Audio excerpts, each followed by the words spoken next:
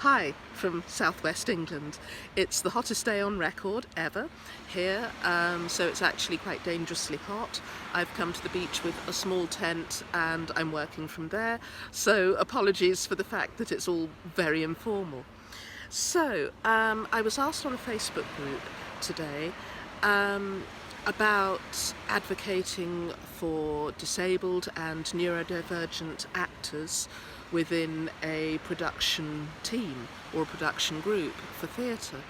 And as well as writing up to the gentleman who asked, I thought I'd do a video because at the end of the day I love being asked questions about theatre production because it means that I can create some interesting content for people, and it's things that hopefully other people might want to know as well. So a little bit of introduction. I'm Laura Jury. I'm an actor, an autistic actor, living in the southwest of England. I'm mixed race, which presents another set of challenges alongside the autism. And I also run my own touring theatre company based in the local area. So, my experience of being an autistic actor when it comes to freelancing in other people's productions is that if people don't know you're autistic and you're visibly mixed race, they will automatically usually assume that the fact you're probably going to act different and that mask will slip from time to time, or that you're struggling with something that they perceive as normal and that neurotypical people don't struggle with, is down to your being foreign and not trying to fit in, and that leads to a whole lot of racial stereotypes and thinking negatively of you, and it doesn't usually end very well.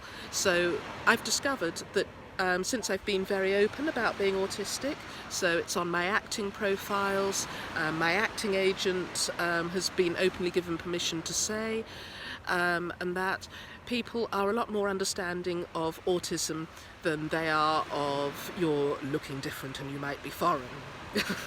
Yeah, I know, it's not good. So, anyway, with regard to being an autistic actor, in general terms I'm pretty fine.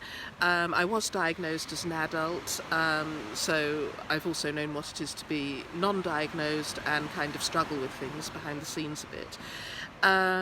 So I now will obviously let a production know.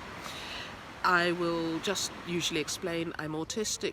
Normally I don't need a lot of accommodations myself, other than the fact that if I'm in a space where a whole lot of people are chatting socially backstage, which they do, I'm unlikely to be able to take in all the information that I'm supposed to, because the amount of chat and sound becomes a sensory processing issue for me. So if I miss something, if I haven't heard something, then I will usually turn around and ask to be reminded about things.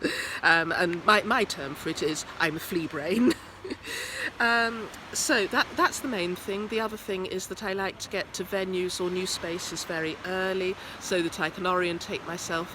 I can't cope with running in at the last minute and suddenly starting to do it. I need time just to process from the travelling or getting there and getting ready then to focus on the acting. So a little bit of extra processing time, and those are my main accommodations. Now, running my theatre company, we've got a very open door policy. It doesn't matter whether somebody's physically disabled, whether they're autistic or some other form of neurodivergence like myself. It doesn't matter if they're completely able-bodied and neurotypical in every way. It doesn't matter. The door's wide open. What I've discovered through trial and error over the years is that it's a very good idea to initiate conversations about access very early. In general terms, a lot of actors who have a disability or an access need of some sort will feel maybe that they can't say or worried about asking, and that's more common than not. So when you're in charge of a space, you need to initiate that conversation. I've found the best way to do it is after casting, we always have a big round table read through. That's where people can ask questions about the script, pronunciations, because we normally do period drama, Shakespeare.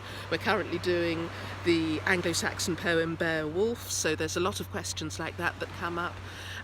We do the actors and crew contracts, we do everyone's measurements, things like that. And I also go around the table and ask if anyone has any access accommodations, anything that we need to be aware of to make the production safe for them. I set the example, I start with myself, I explain about being autistic, I explain about how that affects me in the rehearsal and performance space. And then we go around the table. I also make it very clear at that point that if somebody isn't comfortable saying in front of everybody else, that they can catch me, take me to the side and discuss one-to-one as well. In general terms though, I found people very happy to discuss it around the table, and by setting the example that I myself am autistic and these are my access needs, these are the things that I might ask. Other people who are also autistic but who felt unable to talk about it, they felt that they might be rejected or sidelined, have then felt that it's safe for them to speak about their access needs as well. So by starting this very early on, from day one, you're creating a safe space where it's okay to talk about accommodations, where you're not going to be seen as lesser for having a disability or a health condition, and that everyone's treated equally. By the same point, everybody else understands that other people have access needs, and what I found normally is that everyone wants to support one another. There's no actual sort of hate or dislike there, but we're in the acting industry as a whole.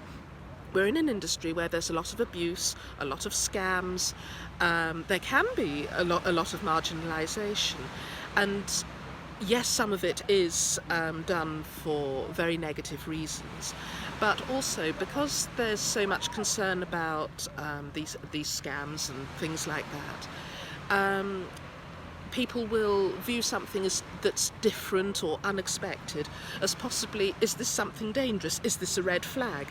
I myself, as well as everybody else, am sort of hyper-vigilant about that sort of thing. So to know that the reason is somebody's autistic, somebody's epileptic, somebody's got ADHD, somebody needs a walking stick for mobility reasons, things like that, it helps make people feel safe and understand the reasons, and then you find that people are being supportive of one another. And quite honestly, if somebody's not supportive of it, then you don't really want them in the production anyway, truth be told. Anyway, I think that's about it, and I do apologise for the waffling, because I'm totally winging this on the beach, and I shall upload it to our YouTube and send it over later.